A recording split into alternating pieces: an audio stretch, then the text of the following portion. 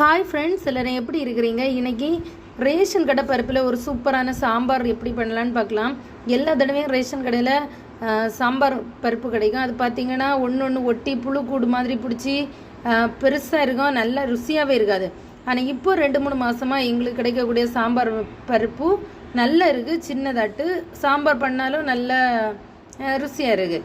சரி, இதில் 1 கப்பு சாம்பார் பருப்பு எடுத்து அதை நல்லா கழுவி ஒரு சட்டியில் சேர்த்துடலாம். குக்கரில் வைக்கிறதா இருந்தால் குக்கரில் வைக்கலாம்.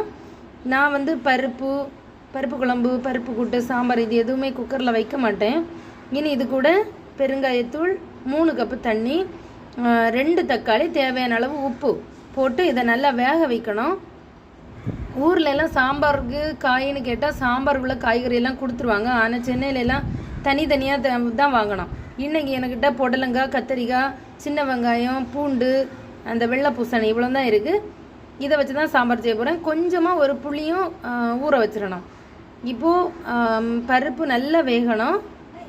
இதை விட இன்னும் கொஞ்சம் கூட வேகணும். எங்கள் வீட்டில் என்னோட பெரிய பையன் சாம்பார் காயெல்லாம் பெருசாகவே எடுத்து சாப்பிடுவான். காயெல்லாம் கொஞ்சம் பெரிய பெரிய சைஸில் கட் பண்ணி இந்த பருப்பு கூடயே சேர்த்துடலாம். இது நல்லா குழஞ்சி போயிடக்கூடாது. காயெல்லாம் அது காய் மாதிரியே துண்டு துண்டாக இருந்தால் தான் ருசியாக இருக்கும். இனி இது கூட கொஞ்சம் கூட தண்ணி சேர்த்து வேக வைக்கணும்.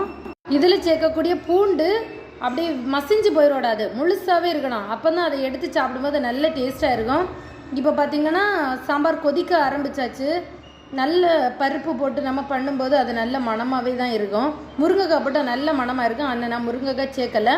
இப்போ ரெடிமேட் சாம்பார் மசாலா தான் எடுத்துருக்கிறேன். அதை கொஞ்சம் தண்ணி விட்டு நான் கை வச்சு தான் கரைப்பேன், விரலை வச்சு. ஆனால் உங்களுக்கு காமிக்கிறதுக்காக ஸ்பூனை வச்சு நான் கரைக்கிறேன். சரியா? இனி இந்த மசாலா கரைசலையும் இந்த சாம்பாரில் நம்ம விட்டுடலாம். இந்த மசாலா கலவையை ஊற்றுனதும் சாம்பார் கொஞ்சம் கட்டியாகும். இனி நம்ம கிண்டி கொடுப்போம். இனி நம்ம ஊற வச்சுருக்கக்கூடிய புளி தண்ணி இந்த சாம்பாருக்கு எவ்வளோ தேவையோ அதையும் ஊற்றிக்கிட்டு உப்பு புளியெல்லாம் நம்ம சரி பார்த்துடணும். நான் தாளித்தேன், வெந்தயம், கடுகு, கருவேப்பிலையெல்லாம் தாளித்தேன். ஆனால் வீடியோ எடுக்க மறந்துட்டேன். கடைசியாக மல்லியில் போட்டு சர்வ் பண்ணிங்கன்னா சூப்பரான ரேஷன் கடையில் கிடச்ச பருப்பில் சாம்பார் ரெடி ஆகிடுச்சு. எங்கள் வீட்டில் வெறும் சாம்பாரும் இட்லினா யாரும் சாப்பிட மாட்டாங்க, கூடவே சட்னியை வைக்கணும். நான் இது அதுக்கு பிறகு தான் பண்ணினேன் சட்னி. சரி, வீடியோ பிடிச்சா லைக் பண்ணுங்கள், சேனலை சப்ஸ்கிரைப் பண்ணுங்கள். பாய்.